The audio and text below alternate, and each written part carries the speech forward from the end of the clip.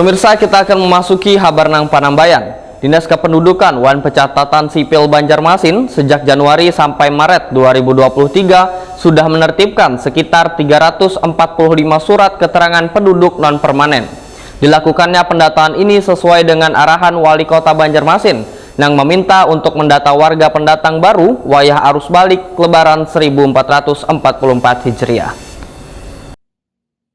Dinas Kependudukan Wan Pencatatan Sipil Banjarmasin sejak Januari sampai Maret 2023 sudah menertibkan sekitar 345 surat keterangan penduduk non-permanen. Ini berdasarkan data sementara dari pemohon melalui pendataan yang dilakukan RT/RW di setiap wilayah di Banjarmasin. Dilakukannya pendataan ini sesuai dengan arahan Wali Kota Banjarmasin Ibnu Sina yang meminta sebaratan pihak terkait untuk mendata warga pendatang baru wayah arus balik Lebaran 1444 Hijriah. Pendataan ini cukup terkendala lantaran kada sebaratan warga melapor lawan RT, RW, maupun Disduk Capil. Demikian dipadahkan Kepala Disduk Capil Banjarmasin Yusna Irawan, Wahtakoni Prima TV Baisukan Rabu 10 Mei 2023. Menurut Yusna Irawan, surat keterangan penduduk non-permanen diberikan pada warga pendatang yang memiliki EKTP dari daerah asalnya. Dengan adanya surat keterangan tersebut, maka warga bersangkutan memiliki hak yang sama untuk mendapatkan pekerjaan.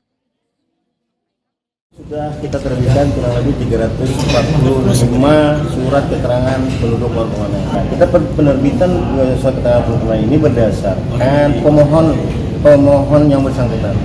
Kalau pemohon tidak melakukan permohonan, maka kita tidak tahu kecuali yang RT mendata, datanya disampaikan ke kelurahan melakukan verifikasi, kemudian diperintahkan warganya untuk melakukan permohonan, itu baru kita. Yusna Irawan menambahkan pendataan ini akan dievaluasi saban tahunnya sehingga dinasnya bekerja sama dengan sebaratan kelurahan untuk mendata setiap ada warga pendatang baru. Wan mengajukan permohonan surat keterangan penduduk non-permanen.